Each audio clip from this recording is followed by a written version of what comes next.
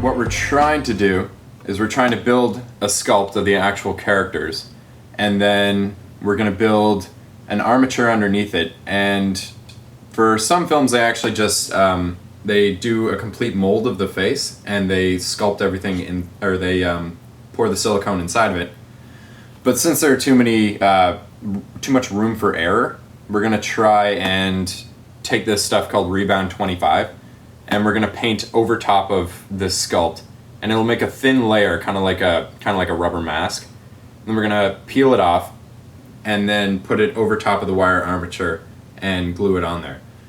And since this is the first time we're going to be attempting it, it's going to be good fun for you viewers at home seeing us horribly mess up, but hopefully there won't be too much of that. So wait, what were you saying with the Rebound 25? The Rebound 25, I started thinking about it, like it might work, but we would have to make the heads like the perfect size, because if we made them too small, then it would be kind of, the mask would kind of be really floppy. Yeah, okay. Dragon skin is a type of silicone that you can make a mold of it, and you can cast. What we're doing is we're casting the actual like armature, the heads and the hands inside of it, and it's a type of silicone that's very, very strong and very manipulatable, if that's a word. So what we're just going to do, since it would be pretty expensive to cast the entire puppet out of silicone, which is what they normally do in the industry, we're going to just cast the hands, and we're going to cast the face in silicone, and then we're going to just leave the rest of the body to bulk up with, you know, cotton balls and other things which we'll go through. Right now, what I'm doing is sculpting out the detective's face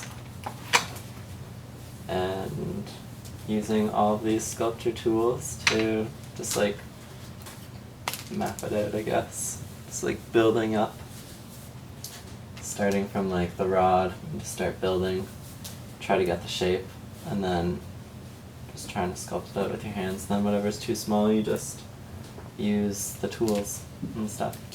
We use plasticine because it is really soft and malleable, and it doesn't harden, so you can always fix your mistakes. This one's pretty hard right now because it's been sitting, not being touched a bit, so it gets a little bit tricky when you're touching it a lot, because then it gets too soft on you, so sometimes you just have to stop and then go back to it, but it's a lot easier than clay, that's for sure.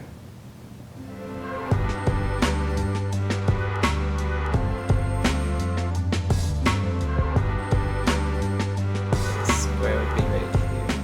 Yeah, like this whole thing. Yeah, that whole thing would be the square one. Yeah, because the detective doesn't really have to interact with a lot of the set,